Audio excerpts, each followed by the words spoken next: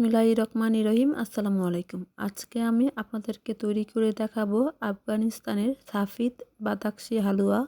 আর এই হালুয়াটা কিন্তু রাজকীয় হালুয়া। আফগানিস্তানের রানীরা এই হালুয়াটা তৈরি করে রাজাদেরকে খাইয়ে রাজাদের মন জয় করে নিতেন। আর এই হালুয়াটা অন্য সব হালুয়ার থেকে একটু ভিন্নভাবে তৈরি করা হয়। হালুয়াটা দেখতে যেমন সুন্দর, খেতেও অনেক বেশি মজার, মুখে দিলেই মিলিয়ে যায়। অল্প সময়ে কম খরচে এই হালুয়াটা তৈরি করে নিতে পারবেন। তো চলুন দেখে নেওয়া যাক কিভাবে তৈরি করতে হয় সাফিদ বাদাকশি হালুয়া।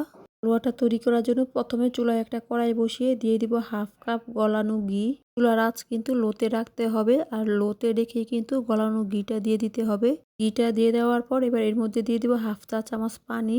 ঘিটা গরম করে তারপরে পানিটা দিতে যাবেন না, এতে করে ফুটে আপনাদের শরীরে আসতে পারে। এই কারণে হালকা গরম তেলের মধ্যে পানিটা দিতে হবে। পানিটা দেওয়ার কিছুক্ষণ পর দেখবেন তেলের উপরে বাবুলের মতন ফেনা ফেনা হয়ে আসবে। তখন এর মধ্যে দিয়ে দিব হাফ কাপ আরও 2 টেবিল চামচ ময়দা। ময়দাটা দিয়ে দেওয়ার পর চুলার আঁচ লোতে রেখে গড়ি ধরে 10 মিনিট নেড়ে চেড়ে ময়দাটাকে ভেজে নিতে হবে। আর ময়দার কালারটা কিন্তু সাদাই থাকতে হবে, কোনোভাবে লালচে করা যাবে না।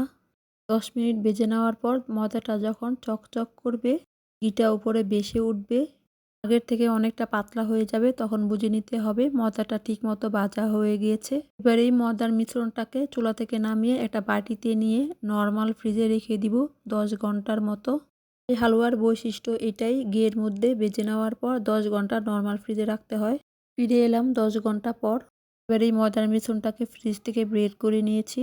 এবার হাত দিয়ে ঘষে ঘষে ক্রিমের মতো তৈরি করে নিতে হবে। আপনারা হাত দিয়ে তৈরি করতে না চাইলে কেক বানানোর যে বিটার মেশিন আছে সেটা দিয়েও তৈরি করতে পারবেন খুব সহজে। ভিডিওতে দেখা অনুযায়ী কিছুক্ষণ এভাবে ঘষে নিলেই দেখবেন বাটার ক্রিমের মতো একদম ঘন হয়ে যাবে।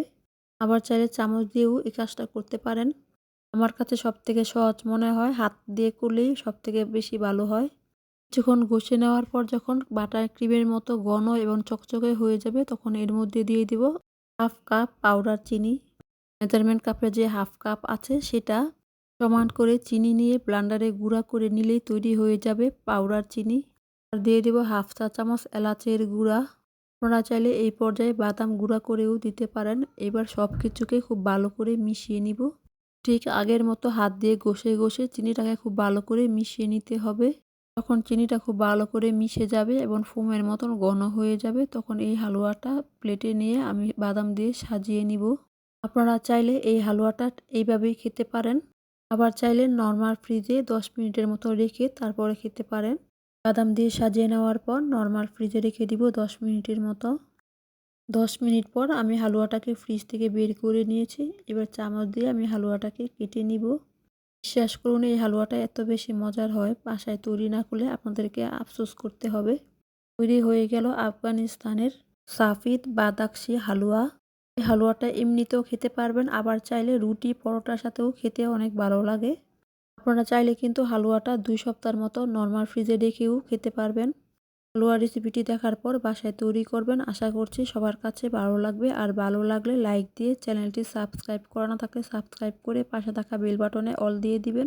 এতে করে আমি কোনো রেসিপি পাঠালে সবার আগে আপনারা দেখতে পারবেন।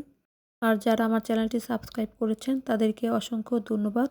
আমার রেসিপিগুলো আপনাদের কাছে ভালো লেগে থাকলে আপনাদের পরিবার এবং বন্ধুদের সাথে শেয়ার করতে ভুলবেন না। আজকের মতো এতটুকুই, সবাই ভালো থাকবেন। আল্লাহ হাফেজ।